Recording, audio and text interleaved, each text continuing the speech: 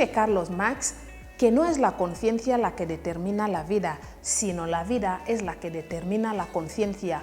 Esto quiere decir que el hombre no vive como piensa, sino piensa como vive. Esto es, aprende desde casa. Hola queridos alumnos, nuevamente nos encontramos en un nuevo capítulo con nuestra asignatura Lengua y Literatura. Seguimos con el tema del texto, pero hoy vamos a aprender, como les prometí en el capítulo anterior, vamos a aprender algunos pasos para realizar lo que es el análisis literario. Sabemos que analizar un texto podríamos definirlo como hacer un estudio minucioso del texto para conocer sus principios y sus elementos. Entonces, como le dije a la alumna que pidió que le diéramos o le enseñásemos cómo se puede analizar un texto, le dije que tenía que seguir las clases que hemos venido dando hasta ahora, porque todo lo que hemos explicado hasta ahora tiene mucho que ver en el momento del análisis del texto. Por eso era necesario seguir todas las clases y llegar a este punto. Hoy, como les he dicho, vamos a empezar con los pasos para llegar a analizar un texto. Ahora bien, cuando empezamos a analizar un texto, lo primero que debemos conocer y lo primero y muy importante a conocer es el autor. ¿Quién es el autor del texto? Para conocer el autor del texto debemos hacernos preguntas como ¿quién es? ¿Quién es? Preguntas como ¿quién es? Preguntas como, por ejemplo, ¿cuál es su intención? Preguntas como ¿a qué movimiento pertenece? Porque cuando tenemos esta pregunta, vamos a buscar toda la información que corresponde al autor, su vida. Si debemos conocer su vida, debemos conocer en qué entorno se movía. Esto es, más o menos, situarlo en su contexto social, en su contexto literario, identificando su experiencia y los motivos que le llevan a escribir el texto. Eso nos llevará a conocer al autor. Entonces, cuando estamos haciendo el análisis, es importante primero hacer una breve biografía del autor. Conociendo quién es, vamos a buscar también la intención que tiene al escribir el texto. ¿Cuál es su intención? Y también buscar a qué movimiento pertenece. Cuando hablamos aquí de movimiento, nos referimos a un conjunto de obras o también a un conjunto de autores que tienen las mismas características o características semejantes. Entonces debemos buscar a qué movimiento pertenece el autor, a qué movimiento pertenece el texto y después rellenar lo que es la biografía del autor.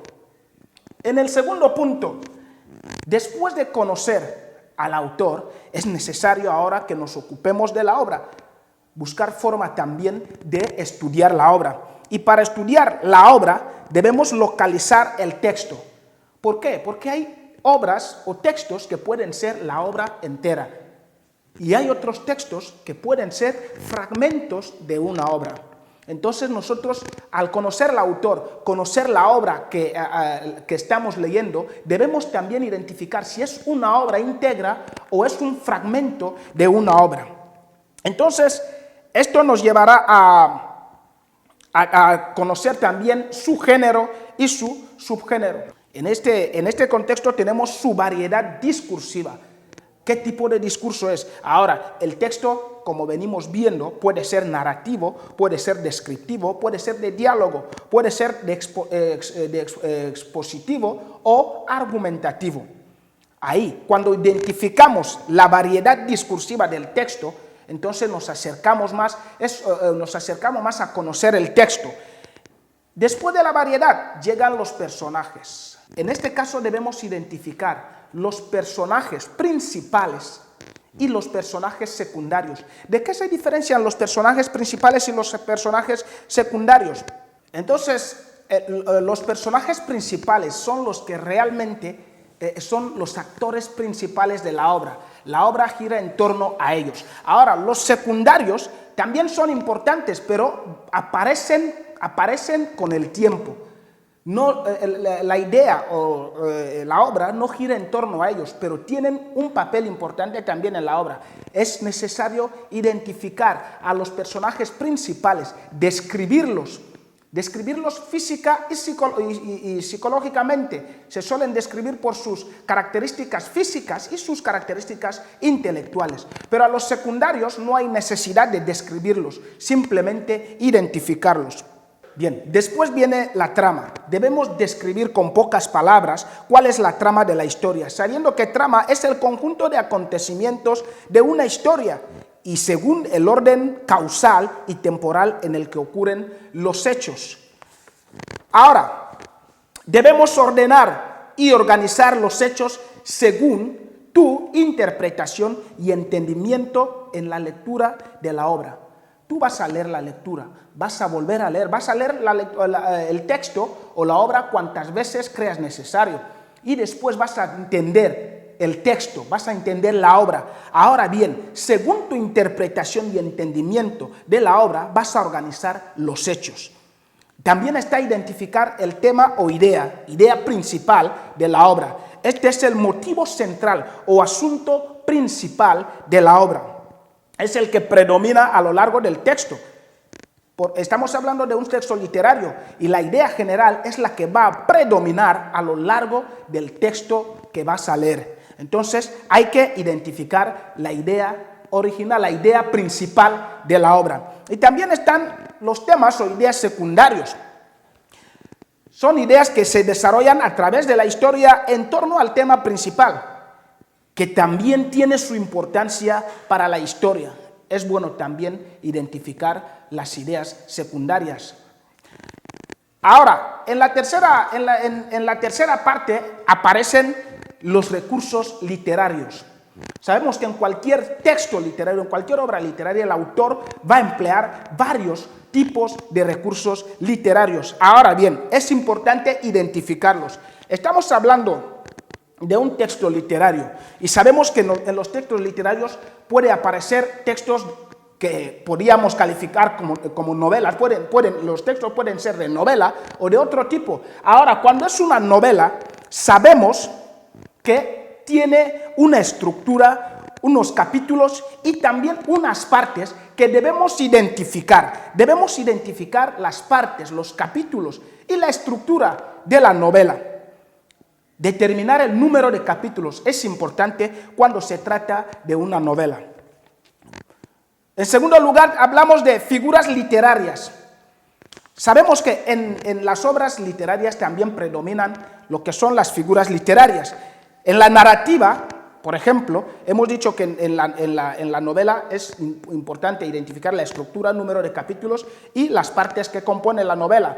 Ahora bien, en la narrativa es necesario identificar los recursos, los tropos literarios, la retórica para entender mejor el texto, ya que son esenciales. Hemos hablado de tropos. Ahora, ¿qué es lo que entendemos por tropos? Tropos literarios. Los tropos podríamos definirlos aquí, podríamos encontrar esa definición en cualquier diccionario de la lengua española. Y dice, los tropos son figuras retóricas que consisten en emplear las palabras en sentido distinto del que propiamente les corresponde. Vamos a citar algunos tropos.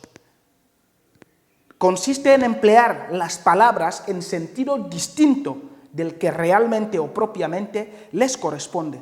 Si tenemos que dar algún ejemplo de tropos, vamos a tomar la sinécdoque, la metonimia y la metáfora. Son algunos tipos de tropos que vamos a citar en este caso. La sinécdoque consiste en que una parte de algo es usada para representar el todo. Hay expresiones que usamos muchas veces utilizando solo una parte de algo para determinar el todo. Por ejemplo, vamos a poner aquí, tengo muchas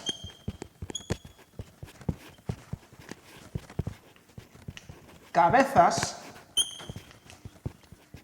que cuidar. Es una expresión que o escuchamos o usamos a menudo. Tengo muchas cabezas que cuidar.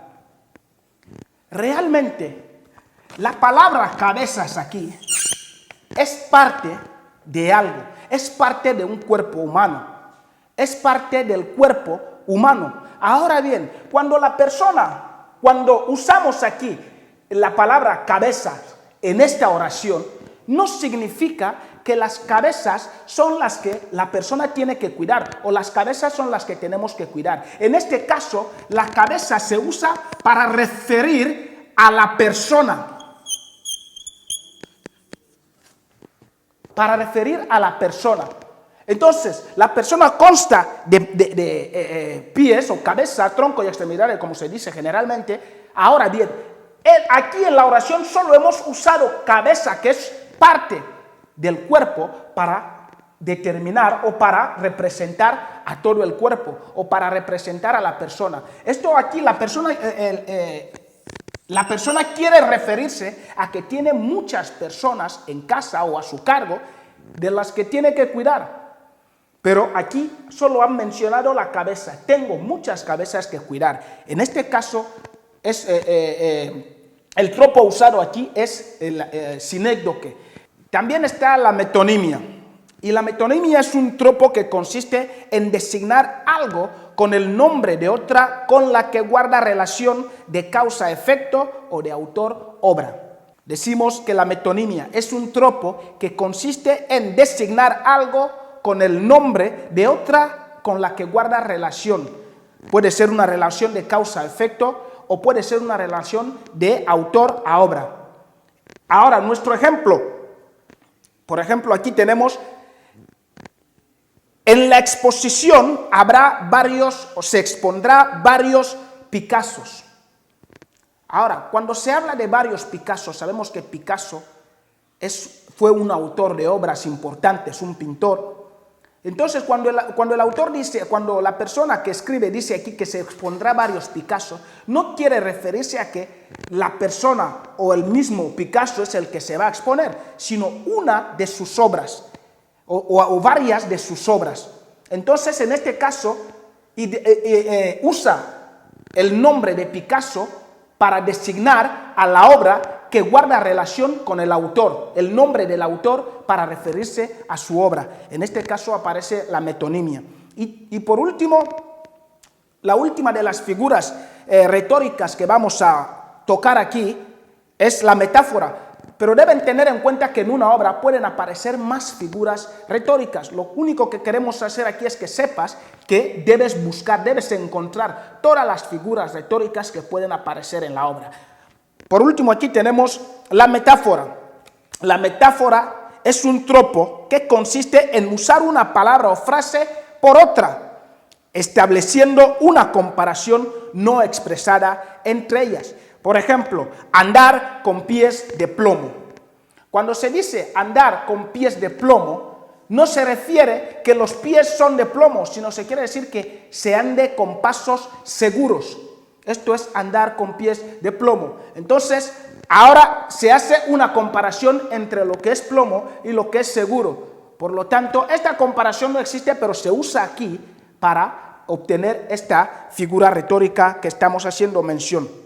Ahora, los escritores emplean las figuras retóricas porque enriquecen las obras, enriquecen el texto, y para entender mejor un texto es necesario identificar las figuras retóricas. Ahora vamos a hablar del tiempo narrativo, que es importante también interpretar el tiempo narrativo porque es un concepto que presenta diferentes planos de estudio. El tiempo puede ser tiempo referencial histórico, puede ser también tiempo de la historia o el tiempo del relato. Es necesario identificar el tiempo en las obras que vas a estudiar o que vas a analizar. También está la descripción de ambientes. Cuando hablamos aquí de descripción de ambiente nos referimos a los espacios o lugares donde se desarrolla la obra o donde se desarrolla la narración. Hay muchos autores que su obra se desarrolla en tiempos, en lugares bélicos o en ciudades grandes o en el campo o cualquier lugar. Tú debes identificarlo, debes identificar lo que es el ambiente. Y también tenemos lo que es el argumento. Ahora el argumento depende de ti, es la forma que cuentas la obra según tu interpretación. Tú vas a leer el texto, vas a entenderlo, vas a estudiarlo, vas a llevar a cabo todos los pasos que hemos mencionado, identificando los personajes, las ideas, las figuras retóricas, y después vas a dar tu argumento.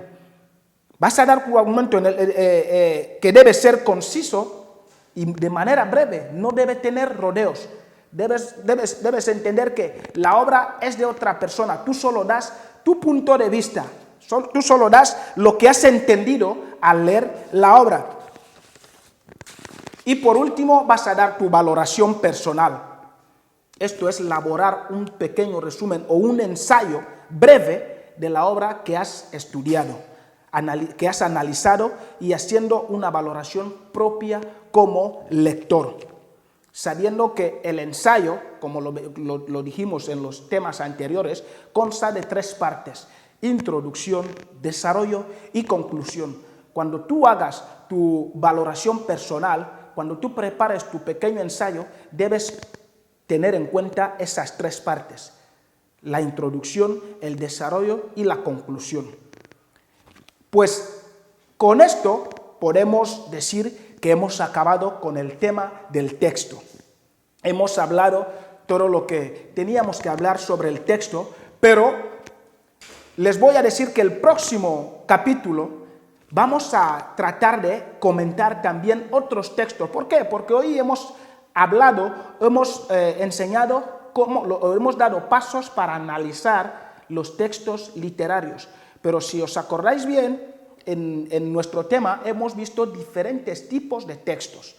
Entonces, en el próximo capítulo, para finiquitar totalmente con el tema del texto, vamos a ver también los pasos para comentar, para hacer el comentario de cualquier tipo de texto, no solo los textos literarios. Puedes tener un texto que no sea literario, que sea, digamos, uno de los tipos que hemos visto, un texto publicitario, un texto jurídico, no sé. Entonces, en el próximo capítulo vamos a dar también pasos para comentar cualquier tipo de texto. No se olviden de quedarse en casa para las medidas de prevención que ha tomado el gobierno. Lávense las manos, si pueden lleven mascarillas si tienen, y guantes. Todos debemos luchar contra la amenaza que nos está acechando. Muchas gracias por estar ahí y que Dios les bendiga. Pues así finalizamos con el capítulo de hoy. Esperamos que hayan tomado buena nota sobre las clases. A estos estudiantes que están en sus casas, os mandamos un saludo muy especial, y decirles que por favor no salgan de casa, lávense las manos con frecuencia, eviten dar abrazos y besitos. Para cualquier duda que tengan, no duden en enviar su SMS al número que aparece ahí en vuestras pantallas, que es el 555-599993, y pueden volver a seguir el programa en YouTube tecleando Aprende desde Casa Guinea Digital. También damos gracias o agradecemos de una manera especial al Colegio Privado Papa Lorenzo por cedernos el espacio. Decirte, querido estudiante, que tu educación es nuestra prioridad. Nos vemos en el siguiente capítulo.